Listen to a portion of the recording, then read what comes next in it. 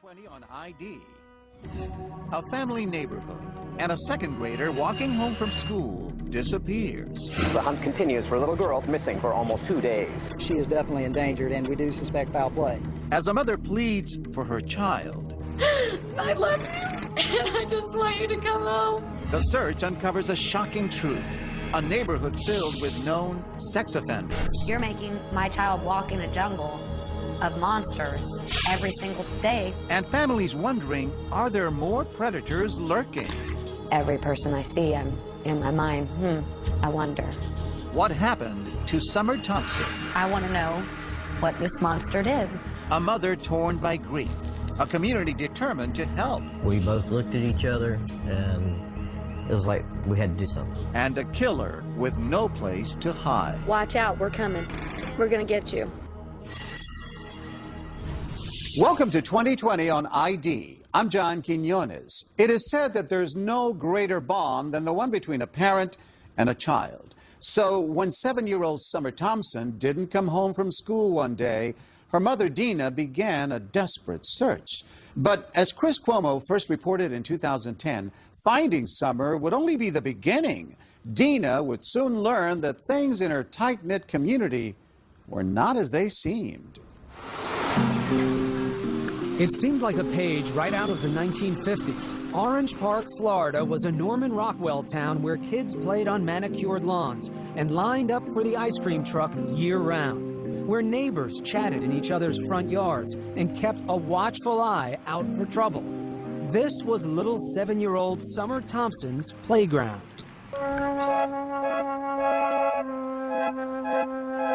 They nicknamed her Grace. Because she was so klutzy. I mean, she could not walk and chew bubble gum at the same time. But she loved to dance. She wanted to be a ballerina. But there was nothing awkward about Summer when it came to showing her affection. I mean, she just wanted to hug everybody. She just always wanted everybody to be happy with her. Not surprising, then, that Summer took it to heart whenever she got teased. What does a pretty girl like that get teased about? She, she had problems, like, actually with her speech, like, yiddle instead of little. And she was in some special classes to try to help her with that kind of thing, and that they made fun of that fact. Our story starts here, October 2009, when that teasing came to a head. Summer was walking home from school with her older sister, her twin brother, and some friends. A schoolmate made fun of her, and the two exchanged words. Upset, Summer ran off past the other children, disappearing into the crowd ahead.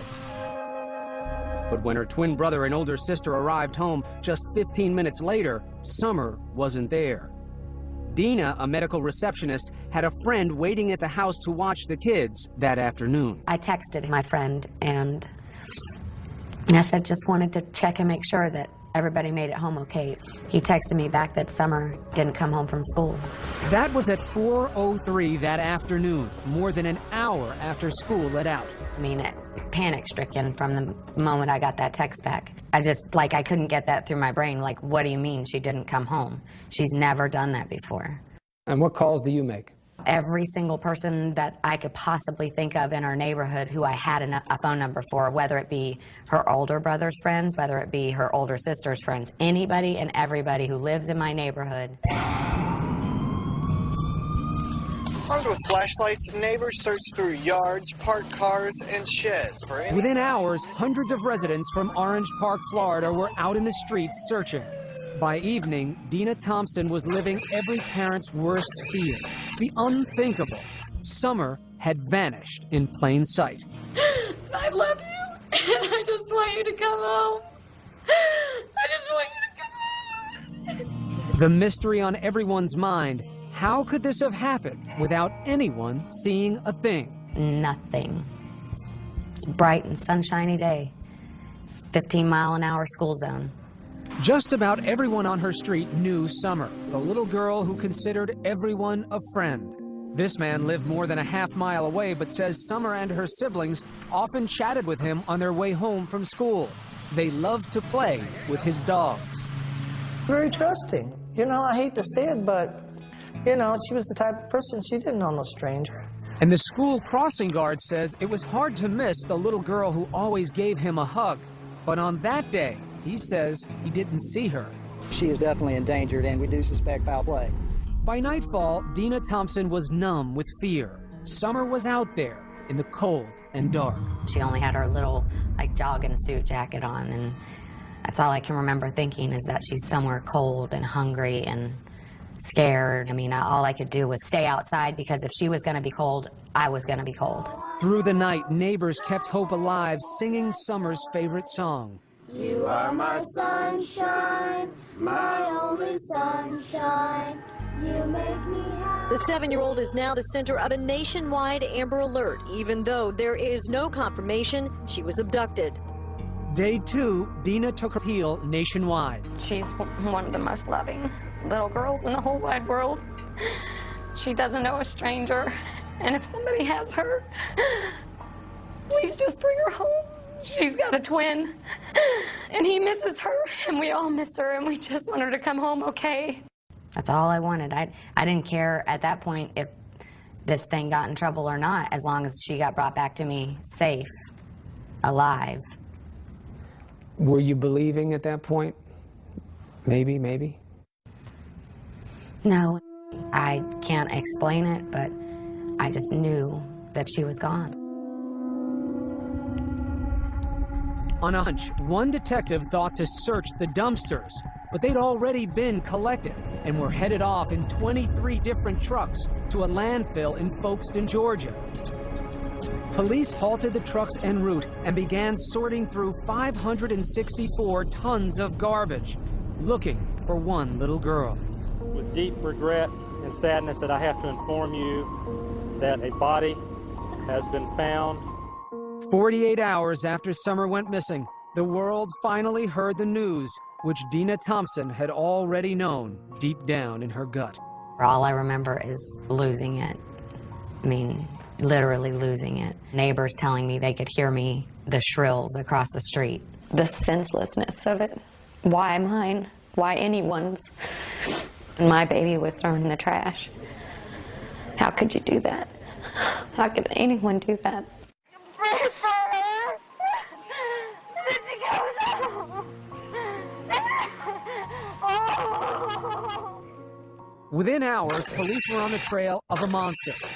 There is a child killer on the loose, and that's why we're going to catch this person and bring him to justice. This house, which was being renovated at the time, was their first stop. It was the last place anyone said they'd seen Summer alive. He says he was at this home Monday afternoon, and Summer ran up to the place and told workers they were doing a good job on the renovations. According to reports, there was another reason police were possibly interested in this house. The rug, which Summer's body was allegedly wrapped in, may have come from the construction dumpster there. According to these Clay County public records, Vincent Design and Bill is the construction And then, company. what seemed like a huge red flag. One of the men working at the construction house was a registered sex offender, but the community was in for another shock. Turns out being a registered sex offender here, in this seemingly pristine neighborhood, is all too common. 162 registered predators and sex offenders were located within a 5-mile radius of Summer's home. When we come back, a neighborhood on edge. It's scary to think how many people are actually doing that in our community right now. Every person I see, I'm in my mind, I wonder. And no one is above suspicion. People want to speculate and think bad things about me. When we return.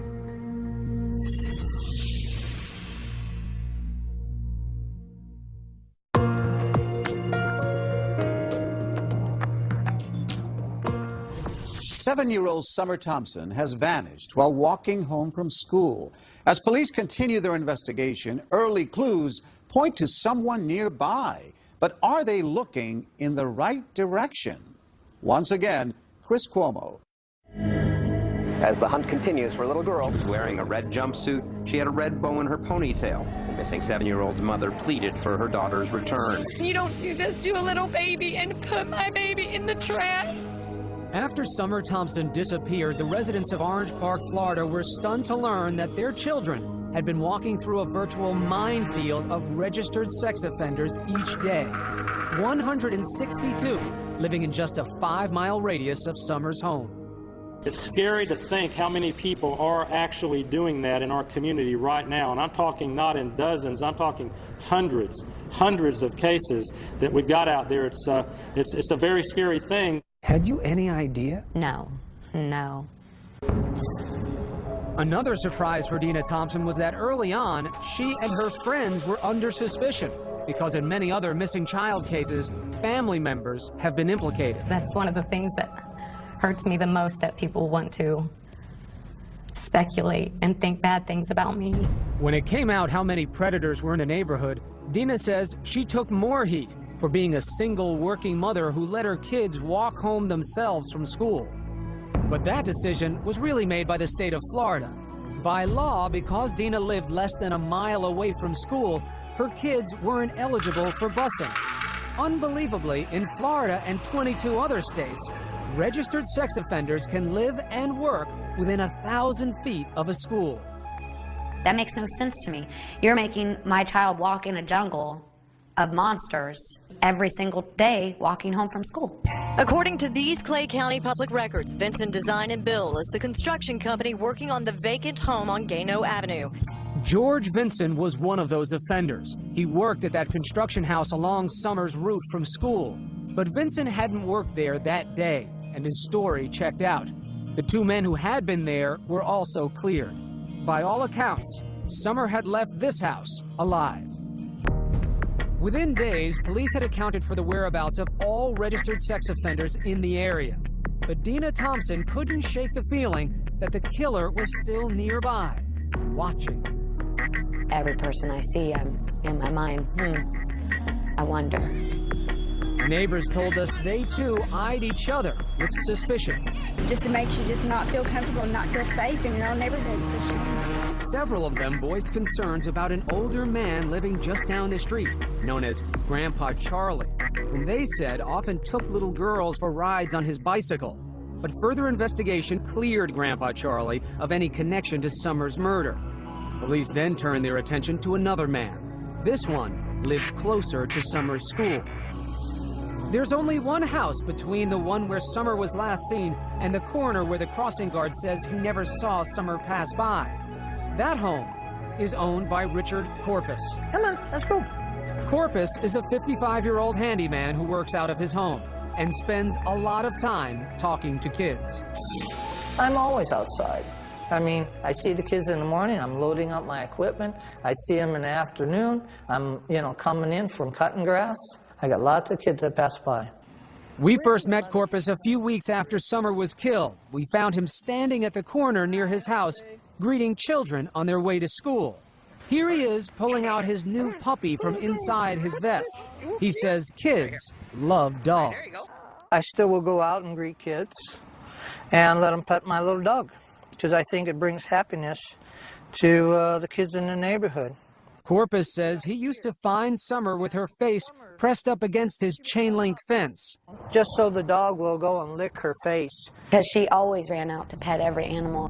Dina knew her daughter was drawn to dogs, and it had always worried her. It would drive me crazy. I'd be like, Summer, I know you love animals, but you don't know these people, and there's bad in this world, and it would hurt Mommy so bad if you never came back. And my worst nightmare is here. Over the next month, police honed in on Corpus. He says they seized his computers and monitored his calls. I'm not a predator, but I can tell you this. Every time the police walk in my house, I start shaking. I know they're following me. I know that they're into my computer, looking, analyzing. And I'm not trying to get emotional, but I'm telling you quite honestly, there are 30 kids right now that are waiting for a Santa Claus. That's because Corpus usually plays Santa at the local Filipino club each year, but not anymore. Because I'm afraid one of these parents will turn around and try to make me out something that I'm not, but just a good, kind man. Corpus says the neighbors had it all wrong. He says he wants to protect the children. I really watch these kids. It's like when they come home from school, when they go into school, like especially at the end of school. But, the reason I watch the kids is because I'm scared for their safety. When we get back, police keep Corpus in the crosshairs, but turn their attention in a new direction. Why did the shed at this house suddenly disappear? He would run from the shed back there and just run back and forth, back and forth. He'd be out there sometimes 5:30 in the morning just running. New suspect comes into focus. Stay with us.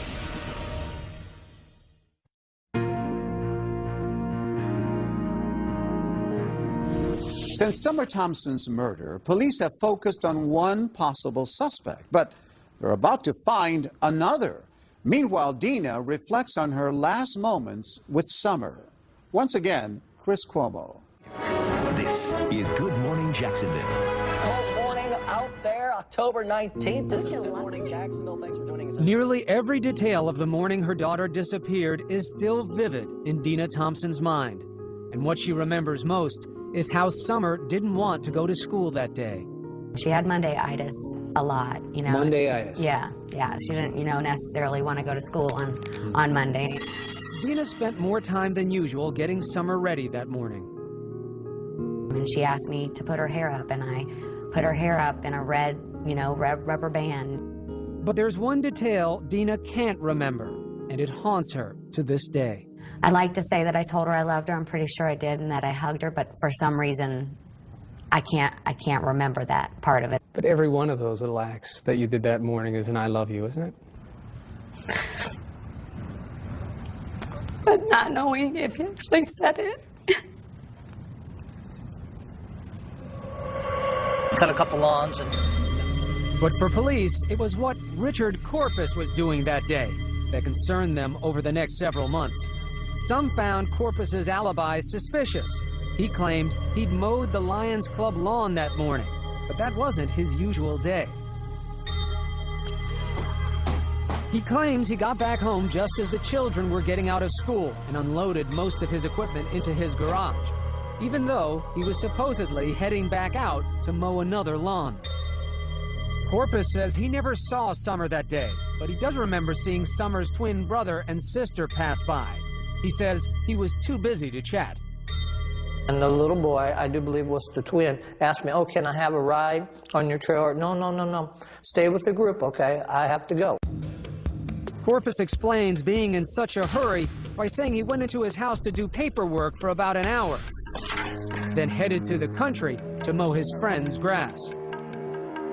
Police would later search his truck for blood and fingerprints. But police were putting so much manpower into Corpus, they were missing something right under their noses.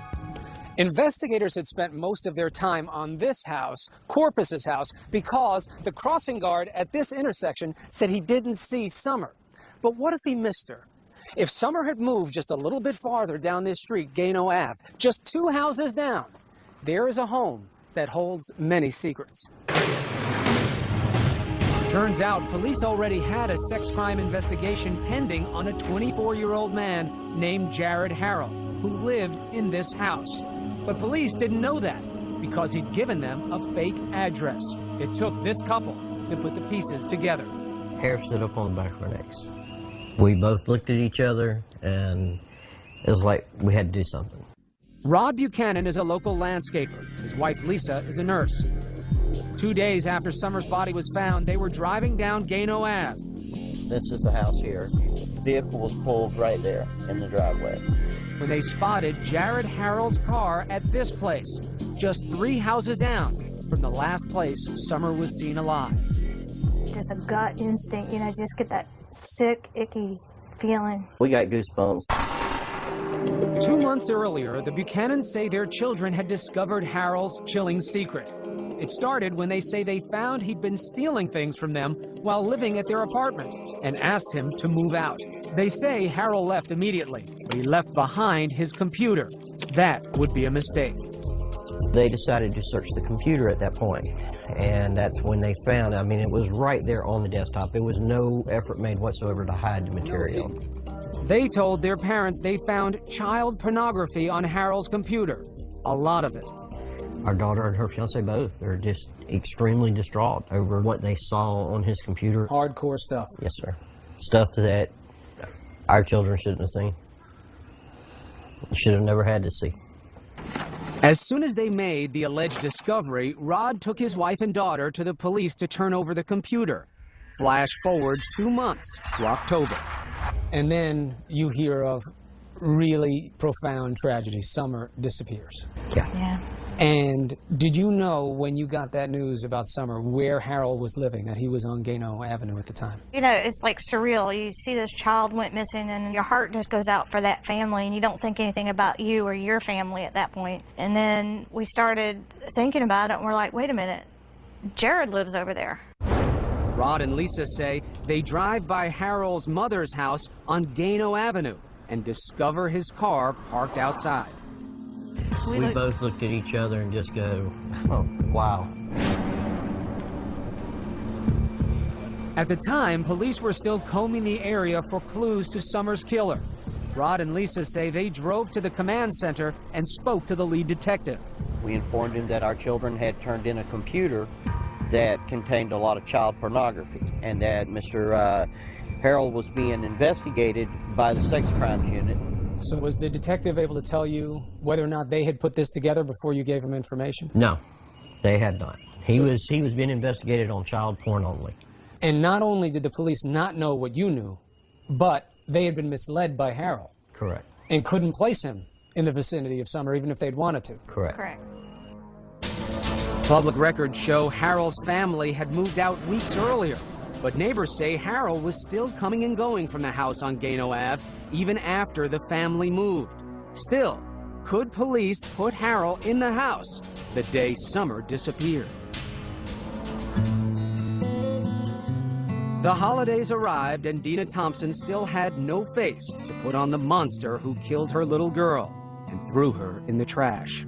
What is the hardest part in all of this emotionally for you to deal with? Just knowing that I'm never gonna get to see, you know, her look up at me and smile. I feel like I'm stagnant water. I'm in neutral. I can't move forward until I have some of these answers answered for me. I have to know for my own peace of mind what happened to her. You don't think knowing some things like that could destroy you? No, I think that what I have built up in my mind can't be any worse than what they're going to tell me. Just a few blocks away, detectives were still keeping surveillance on Richard Corpus and waiting for his DNA results from the lab. But in early January, police got some news. Richard Corpus's DNA was not a match.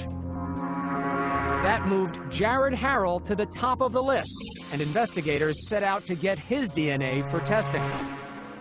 But in many ways, Harold seemed an unlikely suspect. It appeared he came from a civic-minded family, well-regarded in the community. His stepfather, General Daly, had been highlighted on a local station for his volunteer work during emergencies. General Daly is part of the Duval County Amateur Radio Emergency Services. And Harold's mother, Annis Daly, was a marketing manager for a local chamber of commerce. Her business profile boasts a loving family. But nobody knew the unimaginable truth about Harold's family life and why 21 years ago, a Mississippi judge had ruled his mother unfit and her children had been taken away. The incident made national tabloid headlines in 1989 because Harold's mother, then known as Annis Mizell, had fallen in love with her boss, Joe Newman, a self-styled inventor who claimed God had told him to marry Annis's 8-year-old daughter. He said, "You will accept the love of this young child, or I'll take your son to be with me." Newman talks about this in a 4-hour video he's produced about his life, a video that features his son and his wife of 15 years, whom he was still married to when he performed his own marriages to Harold's 8-year-old sister and Harold's mother, Annis, as well. I'm one hell of a man, and that's what girls have told me who've been with me. Newman claimed God would tell him when to consummate his marriage with Harold's sister. Jared was only 3 years old. A judge put Harold and his sister in the hands of social service workers. 6 years later, Annis would get them back, but relatives say things were never stable very long. Records show Annis had at least 56 different addresses in almost as many cities while Harold was growing up. She'd been married 4 times, filed for bankruptcy 3 times, was evicted from at least 1 home, and was found guilty of grand theft after allegedly stealing thousands of dollars from her employer. Well, we didn't discuss what was going on with him and his mom and dad. All this came as a shock to Lisa and Rod Buchanan, who had known Harold's current stepfather from their church for several years and never guessed Jared was so troubled. You would look at this guy and you'd say, big, gentle giant. Wouldn't hurt a flea. So how would this gentle giant, who was unknown to Summer Thompson's family, lure her into this house? Well, it turns out there was someone living here that Summer liked a lot. It wasn't Jared Harrell. It was a dog. This dog, which according to a classmate, Summer sometimes stopped to play with on their walk home from school. Shortly after Summer's death, people noticed the dog was gone, and so was this shed, which neighbors say had been in the side yard of the house on Gano Ave the day Summer disappeared. And Harold had moved out too, shortly after Summer was murdered. He went to live with his mother some 30 miles away, and the shed went with him. According to his new neighbors, Harold was acting strangely from the start. He would run from the shed back there and just run back and forth, back and forth. He'd be out there sometimes 5:30 in the morning just running. They say he'd run for hours as if trying to shake off something that was tormenting him. Just like crazy running, like a kid would run when they're mad. And around January, they also started noticing something else. Suddenly, police were staking out their neighborhood. They would sit like at the end of the road in other people's driveways. Then suddenly, Harold vanished. He fled to Meridian, Mississippi, not far from where he was born. He'd gone to stay with his aunt, who, according to her postings on the internet, is a self-proclaimed artist of the macabre, exhibiting a fascination for death, tortured bodies, and mutilation. Police track Harold down, and in February they arrest him on 29 counts of child pornography based on computer evidence brought to them by the Buchanans months earlier. Harold pleads not guilty. They also name him as a person of interest in the Summer Thompson case. Mr. Harold, you are charged with 29 counts of possession of photographs of sexual performance by a child. Police then searched Harold's mother's house and the one on Gano Avenue in hopes of finding evidence to link him to Summer's murder. When we get back, the questions begin to mount. Why hadn't police gotten Harold off the street before that fateful day when Summer passed by? And Harold's mother makes a surprising jailhouse call. And the thing is that I'm your alibi, so I have to be real careful. Stay with us.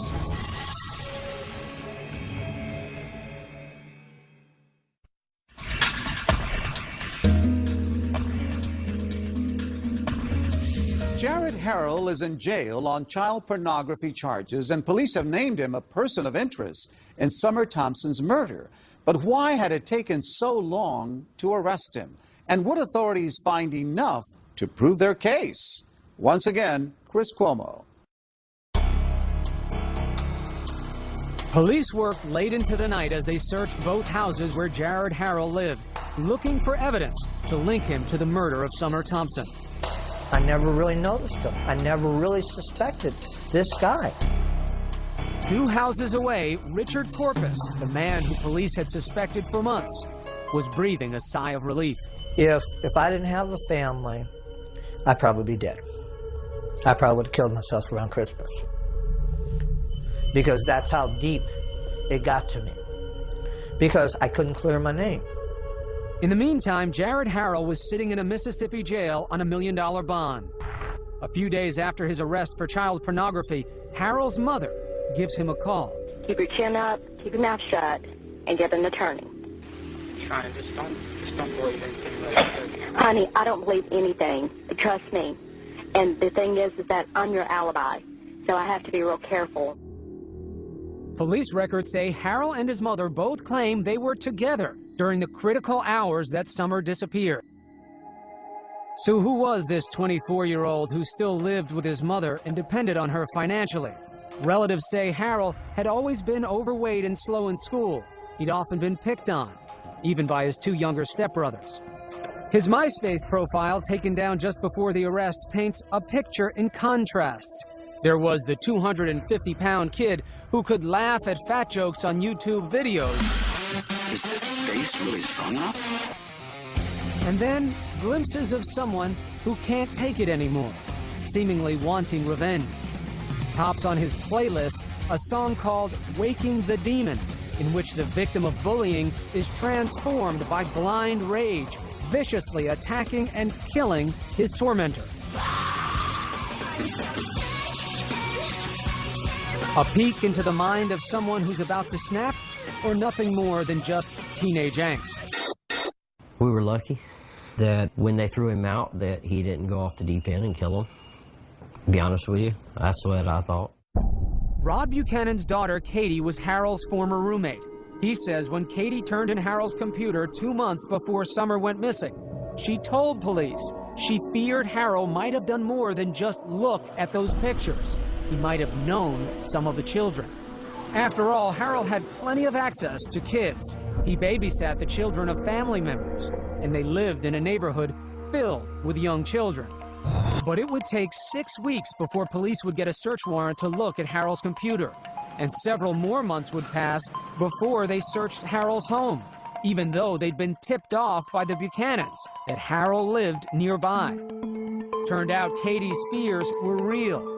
Right, remain silent. Anything you say can will be used against you. Police say they found Harold's camera containing a video with horrifying images of Harold molesting a 3-year-old child. The victim was a relative. Harold was charged with 26 more counts, including molestation. Again, he pleaded not guilty. The mother of the child he'd molested recognized where the alleged crime took place, in Harold's bedroom on Gano Ave. And the question on everybody's mind was, what took police so long to get Harold off the street? What if they had acted sooner, when the computer had first been brought to their attention back in August? Would Summer still be alive? Of course he could have been off the streets. He could have been. Tammy Lears is a computer forensics expert who's worked on several high-profile cases involving child porn. She says the concern that Harold might have known at least one of his victims should have been an immediate red flag. That is probable cause in all of the cases I've seen. That was enough to look. That was enough to go in and get a search warrant so that they could do a forensic preview. Lears says what makes this case different is that police had a tip that Harold might have been molesting someone he knew. They should have acted immediately to see whether there was a child in danger. Because as it turns out, that was true. 2020 repeatedly asked the sheriff's office for an interview about their investigation. They declined. But police issued a statement saying they followed protocol. They say Harold claimed he was being set up. And after an ambiguous response on a polygraph from one of the roommates, police say they first had to rule out Katie and her fiancé as suspects. Our children were basically treated as primary suspects, and their internet records were searched, their financial records were searched. They actually had to go through lie detector tests. Our baby cried because they searched her underwear drawer. For 2 months, they investigated them. You don't wonder, under the category of what if, that time had been spent looking at Harold instead of your daughter and her fiancé? I think they were looking at him at the same time. He just wasn't cooperating. But the Buchanans actually defend police. Who's to say that even if they went out and arrested him when we turned it in, with being his first offense, that he would have been out the next day or two anyways? And you know, there's a lot of what ifs. What if our kids had not looked at that computer? What if our kids had turned the other way when they found what they found on that computer? A lot of questions wound up coming up about the investigation and why it took so long. What's your take on that? I would say to all the people that have questioned that, to look at it from just a very simple point of view. If I came up to your house or your office, picked up your computer and walked it into a police department and told them that it contained something illegal and that it belonged to you, would you expect the authorities to rush out and arrest you and ruin your name, your life, your reputation, all on my say-so? So you're forgiving of the timeline. You say these things take time. Yes, absolutely. Buchanan says it wasn't what police did that bothered him. It's how the public reacted, harassing his family after news broke, even making death threats. I really expected the public to be behind them 100%. I expected the public to be out there saying, wow, way to go, guys. They've been accused of turning on a family friend for a reward. Ironically, they can't even get the reward because they turned Harold in to police instead of to the Crime Stoppers hotline. Buchanan says they could have used that money to pay for his children's therapy because of all of this. She still has nightmares. And the stuff that she saw was so horrific that she can't get it out of her head? It's just burning images. Even the detective told us it's stuff that no one should ever have to see in their lifetime. When we get back, police finally say how Summer was killed, and the family is overcome. Stay with us.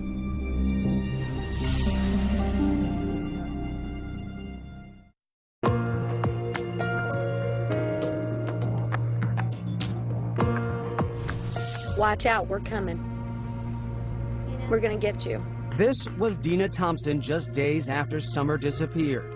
And this was 5 months later, after news broke that Jared Harrell had been charged with the murder of her little girl. Jared, Harold, we got you, and you ain't getting away. Police said they had a DNA match along with other forensic evidence. He contacted Summer as she was walking home from school. We have evidence that will show that Harold assaulted Summer and killed her and dumped her body in a dumpster, which ultimately ended up in a landfill in Folkestone, Georgia.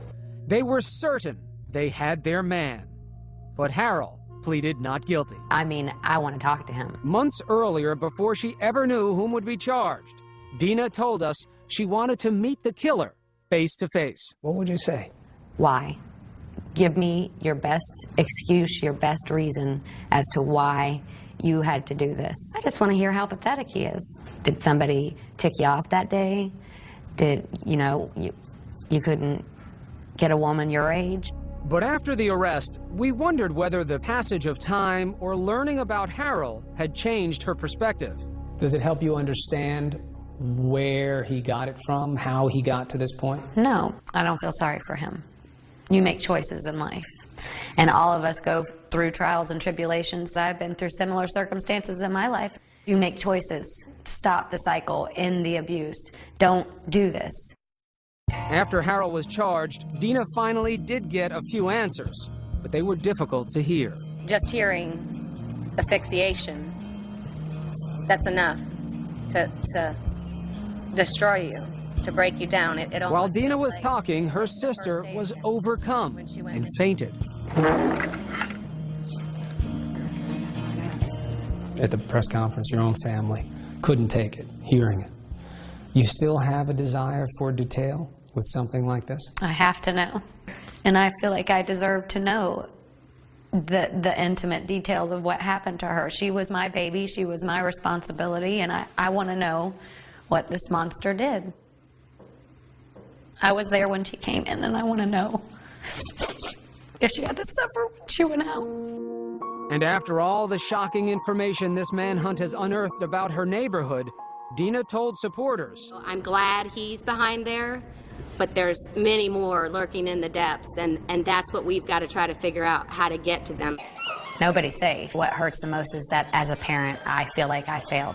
Do you blame yourself? Absolutely. Why? Because I'm her mother and I was supposed to protect her. I was supposed to keep her safe. And I failed at that.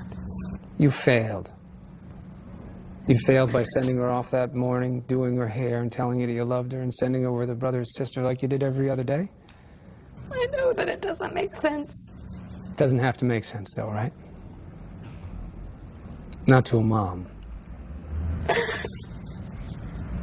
But at some point you have to let that go, right? I guess eventually, but I don't know when that'll be. Dina says right now she wants Harold to get the death penalty, but she finds little comfort in seeing justice served. You set yourself up to think that it's going to make it all better. You're going to be normal again. And I won't ever be normal again. My normal. Dina says she has a new normal, advocating for children. Yes. She wants laws changed, allowing Amber Alerts to be issued sooner, getting predators away from schools, and allowing all children to ride the school bus. God's given me a big mouth, and I plan on using it. To start, Dina kicked off the newly formed Summer Thompson Foundation at a benefit concert. I am officially reclaiming our children's innocence and their safety. These animals will not get us, we'll get them. Justice for Summer means justice for children. She says it was a moment of healing for the whole family, especially hearing this from Summer's older sister, Abby. Just know that Summer's never going to be gone. She's always going to be in your heart. And it was a moment of triumph, too, when Abby and her brother sang their tribute to Summer. You'll never know, dear, how much I love you. Seeing your family be strong, seeing them be happy and having joy in life, that's the power. And for Summer's twin, a mother's special wisdom to help him carry on. He's asked me, do you think that she has her invisible eyes where she can see through the roof and see through the top bunk and see me? And I said, she's got her invisible eyes. And I tell him that he'll see her in his dreams, and that someday, none of us know when, we'll all be back together. And I said, it will be like you were never apart. You have a message for parents. What is it? What do you want to tell parents like me? Your child could be taken in the blink of an eye, and you'll never see them again. And that is the worst feeling I can even imagine. If they want to do something with you and you think they're going to make a bigger mess, so what? Play games with them, read stories to them, tell them you love them, tell them often. Love your kids. They're a gift from above, and you don't know how long you have with them. Love them with every ounce of your being. Please don't take my sunshine away.